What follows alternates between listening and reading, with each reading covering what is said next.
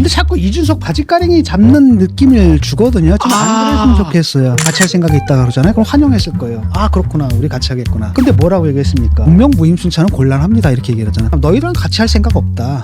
그러니까 너희들은 경쟁자다라는 얘기예요. 아예 같이 할 생각이 없는 거예요. 같이 할 생각이 있다라고 한다면 지금부터 벌써 경쟁하고 있는 거죠. 헤게모니 경쟁을. 노인 무임승차 폐지. 예. 이거는 전국 정당이나 보편 정당을 지향하는 정당에서 절대 낼 수 없는 거죠. 이낙연 전 어떤 특정한 인구 집단을 갖다 소수화 고립화시키고, 이거는 사실 정치가 아니거든요. 그러니까 이준석이 내가 계속 철학이 없다고 한 게 바로 이거예요. 이런 식의 해가지고 표가 된다. 아하. 이 계산만, 공학적 계산만 하는 거거든요. 이 모든 게 다 걸림돌이 될 겁니다. 따로 가는 게 맞아요. 제가 볼 때는 윤석열이 자기한테 했던 거랑 뭐가 달라. 그렇잖아요.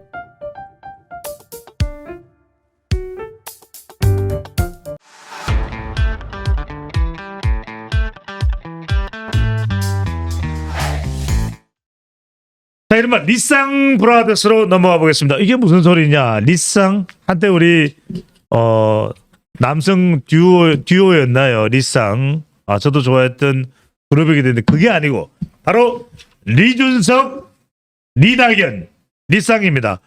자, 새로운 미래대연합이 이제 이 합당을 했습니다. 합당을 하면서 창달을 하는데 가칭 이름이 개혁미래당입니다. 교수님, 개혁신당의 이준석 대표를 향해서 우리 함께 해야지, 이런 구애의 의미, 러브콜의 의미가 담겨있는 가칭 당명이라고 봐야 될까요? 그렇죠.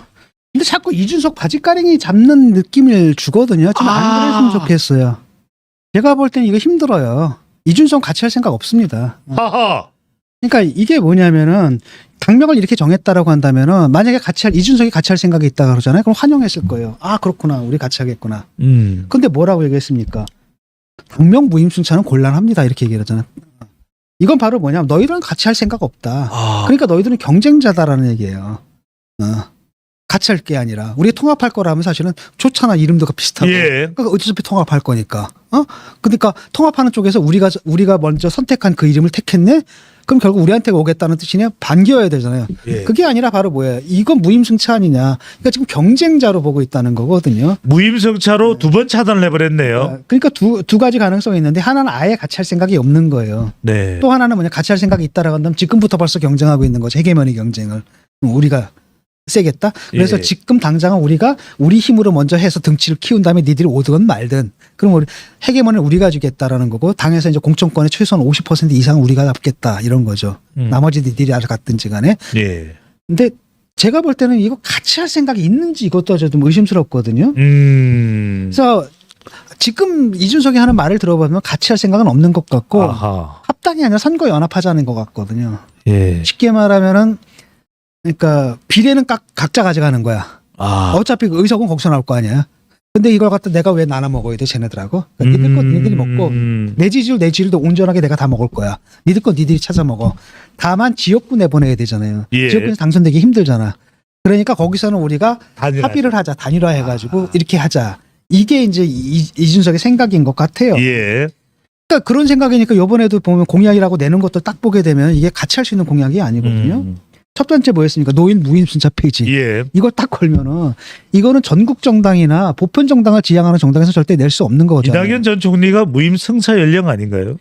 아니 뭐 그런 차원의 문제가 아니라, 그러니까 이건 어떤 특정한 인구 집단을 갖다 소수화 고립화시키고, 그 다음에 어떤 특정한 인구 집단을 환호하게 만드는 이런 거잖아.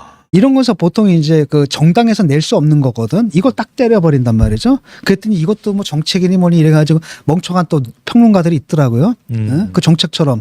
아닙니다. 핵심적인 건 2030 남자들의 염장을 질러라거든요. 그 다음에 이게 합리적인 정책으로 보이려고 이것도 내고 저것도 내고 토론회도 하고 이거는 다 껍데기입니다. 이건 사실 말도 안 되는 정책이에요. 하나하나 따지고 보면은. 미래 세대 얘기를 한다며. 미래 세대한테 쥐물 넘길 수 없다며. 근데 노인 적자가 얼마예요? 8천억이잖아요. 예. 근데 그 예산은 얼마예요? 1조 2천억이야. 예. 그럼 젊은 세대들한테 4천억을 더 엉키는 거잖아. 아. 이게 말이 되냐라는 거예요. 그러니까 그러니까 이제 이런 식으로 중요한 건 그게 아니라 염장을 지르는 거고 사회적 약자를 공격해서 그거 환호하게 만들고 그 표를 내가 얻는 거고 나머지 거는 이제 포장하는 겁니다. 정책처럼 이렇게 포장하는 거고 두 번째가 또 여성 의무 복무제 이것도 받을 수가 없거든요. 복문이 되려는 여성은 의무 복무를 해야 된다 이야기를 했습니다. 그렇죠. 그 위헌입니다, 이거. 그러니까 위헌이고 이건 사실 준비가 굉장히 복잡한 문제거든요. 이렇게 던지는 문제가 아니다라는 겁니다. 그다음 또 하나는 뭐냐면은 남자들 중에서 복무 못한 사람들이 있어요. 그렇잖아요. 예. 독재, 3대 독재라든지 아니면 장애. 군 예컨대 군 생활에 적합지 않은 장애를 가진 사람들. 예. 그럼 이런 사람들은 경찰 못해? 소방관 못해? 이거는 헌법 위헌이에요, 위헌. 그 말도 안 되는 짓을 하는 겁니다. 이걸 또 2030 애들 염장 들리려고 하는 거죠. 예. 내가 처음에 나왔을 때 뭐라 그랬습니까? 이게 본질이 이거다. 내가 네 가지 얘기했죠. 분명히 소수적 약자 공격한다. 반여성, 그다음에 뭡니까? 반노인이었죠. 그다음에 이제 뭡니까? 장애인, 반장애인, 그다음에 반외국인 이렇게. 이거는 사실 정치가 아니거든요. 이건 정말 저열한 트럼피즘이고. 그러니까 이준석이 내가 계속 철학이 없다고 한 게 바로 이거예요. 이런 식의 해가지고 표가 된다. 이 계산만 공학적 계산만 하는 거거든요. 근데 그것도 사실 그럼 걔가 산수를 할 줄 아나 모르겠어요. 지난번 대선 때 어떻게 했습니까? 그래가지고 피 받거든. 예. 산수도 안 되는 거예요 지금. 산수. 수학은커녕 예. 산수도 안 되고 있다. 그러니까 지금 그렇게 생각할 겁니다. 앉아가지고 2030. 예. 왜냐 전체는 아니다 하더라도 이 표는 가져와도 우리 같이 조그만 정당에 큰 도움이 될 거다. 아마 요 계산 때문에 알량하게 저러는데 문제는 뭐냐면 그러다 말 거야. 자기가 정말 큰 정치인이 되어야 될 때. 예. 이 모든 게 다 걸림돌이 될 겁니다. 모든 게 다 아무도 같이 하려고 하지 않을 거예요. 근데 이렇게 딱 내게 되면은 다른 예. 당에서 받을 수 있냐? 이낙연이 받아요? 원칙과 상식 사람들이 받겠습니까? 새로운 선택도 못 받겠는데. 새로운 선택도 원래 이제 여성징병제 얘기했거든요. 예. 뉘앙스가 달라요. 못 받습니다 이렇게 되면. 그러니까 하지 말자는 얘기야. 왜냐하면 는 안 된다. 쉽게 말하면 그 금태섭 같은 경우는 뭐라고 얘기를 했냐. 우리가 같이 하려면 비전을 공유해야 된다. 그러니까 우리 최저 강령부터 만들자. 모든 당들이 합의할 수 있는 최저 강령을 내자. 그 합의하고 그 바탕에서 다른 얘기들을 하더라도 공통되는 지점 확인하자. 그래서 모임 만들자. 안 하잖아. 그 다음에 합의될 수 없는 것들을 막 때리고 있는 거거든. 예. 혼자 가겠다는 얘기야 지금 이거. 자, 이렇게 혼자 가는 이유에는 지금 여론조사 추세를 보면은 이준석 신당이 그래도 정의당보다도 대체로 추세를 말씀드리는 겁니다. 지지율이 잘 나오고 이낙연 신당 뭐 원칙과 상식 합한다 하더라도 이것보다도 뭐 그러니까 우리가 잘 나가고 있으니까 그냥 우리는 더 잘 나갈게 그렇죠. 혼자서 네. 이런 게 되는 겁니까? 그렇죠. 그렇게 나가는 거고 그게 현명하다고 판단하는 것 같아요. 그러니까 이렇게 하니까 사실은 이제 딴 데서는 이게 상당히 모욕적이잖아. 이렇게 나오면은 예의가 아니잖아 지금.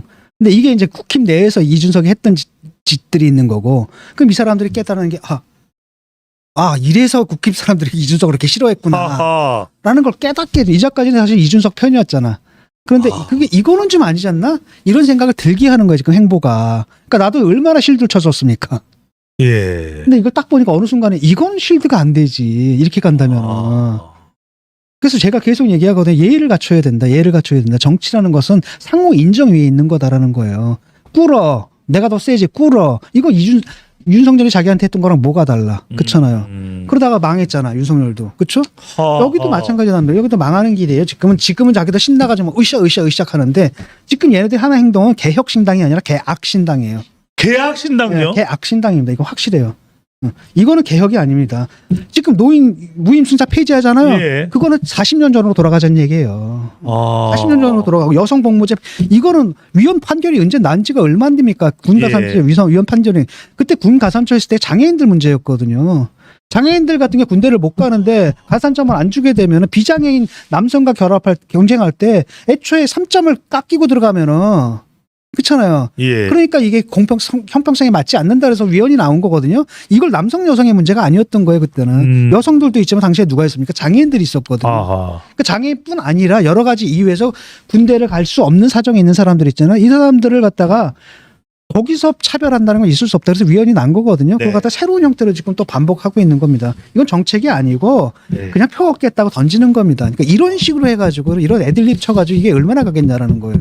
네. 제3지대에 있는 분들한테 얘기를 하는데 말씀드리겠는데 네. 따로 가는 게 맞아요. 제가 볼 때는 하기 힘들고 이준석 바지가랑에 잡는 듯한 모습을 연출하시면 안 했으면 좋겠고 그는 그의 길을 가게 하고 여기서 다르게 가야 됩니다. 그다음에 같이 하기 힘든다는 게 여기는 확인된 거예요. 네. 이준석 매듭 보면은 정책 내는 게 다 이런 식이거든요.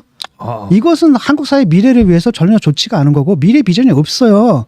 그러니까 표 계산하는 거고 정치 공학밖에 안 남은 거거든요. 예. 거기에 말려 들어가면 맨날 논쟁만 있거든요. 그럴 바에는 쉽게 말하면 지금의 민주당을 대체할 수 있는 합리적인 진보 세력을 구축하는 쪽으로 힘을 모아야 됩니다. 장기 개혁을. 이번 총선의 문제가 아니라 그런 쪽으로 잡았으면 좋겠습니다. 그래서 더 이상 저는 지금 안 했으면 좋겠거든요. 쟤는 안 됩니다. 내가 딱 봤는데 아니에요. 절대 안 됩니다. 저거.